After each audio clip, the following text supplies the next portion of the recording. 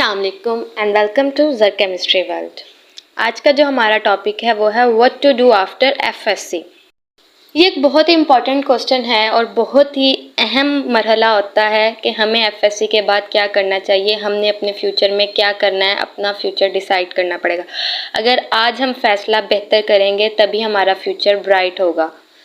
वैसे बहुत से शोबे हैं एफएससी प्री मेडिकल के बाद जिन्हें हम ज्वाइन कर सकते हैं। उनमें आते हैं There are many options that we choose after FSC। अब इन सबको हम लोग बारी बारी डिस्कस करते हैं कि हम लोग ये शोबे कैसे चूज़ कर सकते हैं, किन फील्ड्स में इनका है, स्कोप क्या है इनका, सारा। सबसे पहले तो ऑप्शन आता है MBBS का। अगर आप बहुत ही ज़्यादा ब्राइट स्टूडेंट है, आपके 90% मार्क्स हैं FSC में, आपने MD कैट में बहुत अच्छे मार्क्स हासिल किए हैं, तो आप फर्स्टली चूज़ करें MBBS।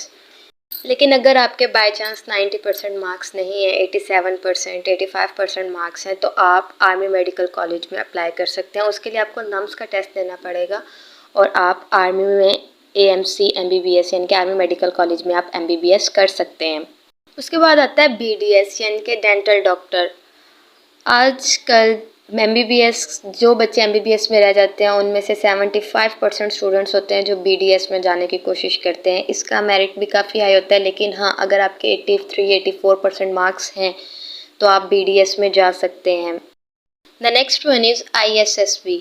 इसमें बेसिकली क्या होता है, वर्बल और नॉन वर्बल टेस्ट होते हैं और आप डायरेक्टली अप्लाई कर सकते हैं सेकेंड लेफ्टिनेंट के लिए आर्मी में, और ये ज़्यादातर जो है बेस्ट होता है फॉर मेल्स।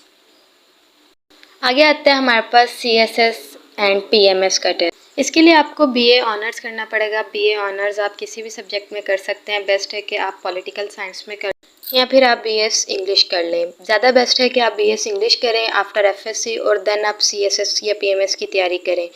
अब वो अप टू यू है कि आप कितने सालों में उसकी तैयारी करते हैं, कितने माह में उसकी तैयारी करते हैं, और आप डायरेक्ट AC के लिए अप्लाई कर सकते हैं आफ्टर CSS एग्ज़ाम। और भी बहुत सारी पोस्ट है, ASP है, AC है, DCO है। उसके बाद आता है DPT यानी कि डॉक्टर ऑफ फिजियोथेरेपिस्ट या फिज़िकल थेरेपी। ऑलमोस्ट अब हर डॉक्टर को DPT चाहिए होता है अपने क्लिनिक्स के अंदर। डॉक्टर ने पर्सनल अपना DPT रखा होता है, तो आप आफ्टर DPT इजीली अपना क्लिनिक भी खोल सकते हैं या आप किसी भी डॉक्टर के साथ अपनी जॉब को कंटिन्यू कर सकते हैं। उसके बाद आता है D फार्मेसी। अगर तो आप बहुत ज़्यादा रिच हैं तो आप आफ्टर D फार्मेसी अपना बिजनेस कर सकते हैं, क्योंकि ये पहले ही बहुत ज़्यादा एक्सपेंसिव कोर्स है। तो बेस्ट इसका यही रहेगा कि आप इसका बिज़नेस कर लें। लेकिन अगर आप बिज़नेस नहीं कर सकते तो आप इसकी गवर्नमेंट जॉब के लिए अप्लाई कर सकते हैं, और अगर आपकी इसमें गवर्नमेंट जॉब हो जाए तो आप डायरेक्ट ड्रग इंस्पेक्टर लगते हैं।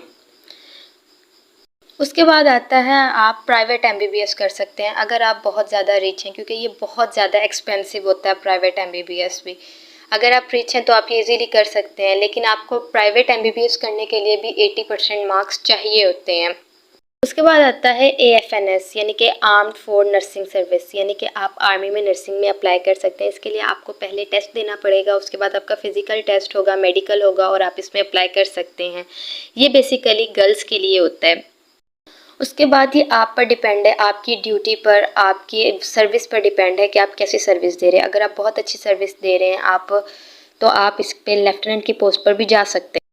उसके बाद आती है रेडियोलॉजी। आप इसका कोर्स कर सकते हैं। इसको आसान अल्फाज में समझाया जाए तो अल्ट्रासोनिक में भी आप जा सकते हैं। ये भी बेसिकली कोर्स होते हैं। अब ये हर हॉस्पिटल में अल्ट्रासोनिक मशीन्स प्रेजेंट होती हैं। आप प्राइवेटली अपनी शॉप खोल सकते हैं, अपना क्लिनिक बना सकते हैं एज अ रेडियोलॉजिस्ट।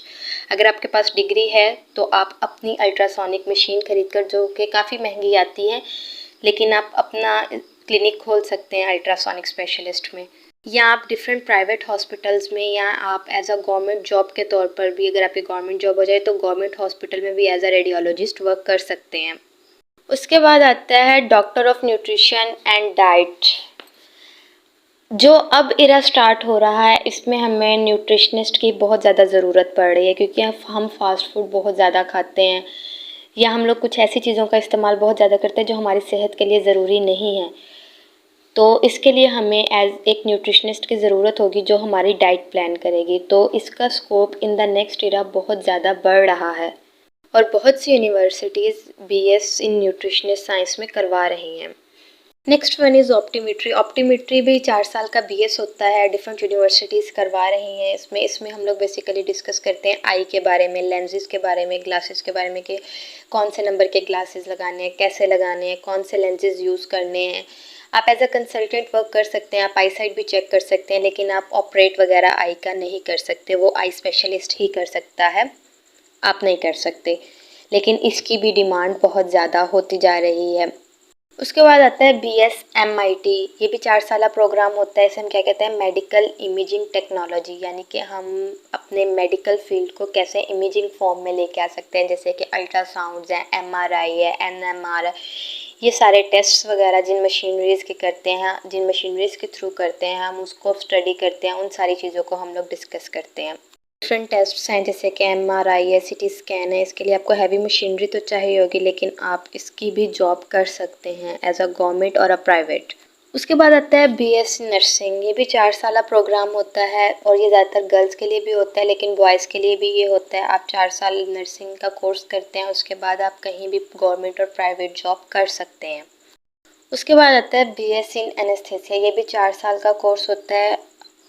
तकरीबन सिजेरियन के लिए या किसी भी ऑपरेशन के लिए एनेस्थेसिया देना ज़रूरी होता है। अब उस पेशेंट की बॉडी कितना एनेस्थेसिया कवर कर सकती है, उसे कितना देना है, अब ये कोई भी डॉक्टर नहीं दे सकता, ये एनेस्थेसिया स्पेशलिस्ट ही दे सकता है उसे।